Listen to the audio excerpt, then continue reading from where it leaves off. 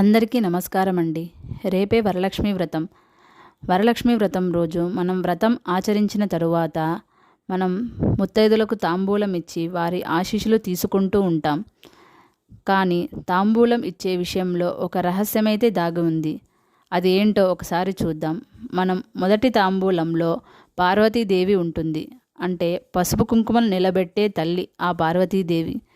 రెండో తాంబూలంలో లక్ష్మీదేవి అంటే మనకు ఐశ్వర్యాన్ని ఎల్లప్పుడూ ఇస్తుంది. మూడో తాంబూలంలో సరస్వతీదేవి ఉంటుంది. అంటే జ్ఞాన సంపదను ఇచ్చే తల్లి, మన పిల్లలకు చదువు బాగా వచ్చేలా చేస్తుంది. నాలుగో తాంబూలంలో పులోమజ అంటే ఇంద్రుని యొక్క భార్య, అధికారాన్ని ఇచ్చే తల్లి. ఐదవ తాంబూలంలో రతీదేవి అంటే మన్మధుని భార్య.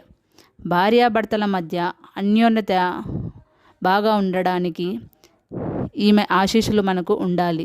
కాబట్టి ఇలా కనీసం 5 మంది ముత్తైదుల కన్నా మనం తాంబూలం ఇచ్చి వారి ఆశీస్సులు తీసుకుంటే మన కుటుంబానికి మంచి జరుగుతుందని ఆశిస్తున్నాను. కాబట్టి మీరు కూడా ఇలా తాంబూలం ఇచ్చి వారి ఆశీస్సులను పొందండి. Thanks for watching.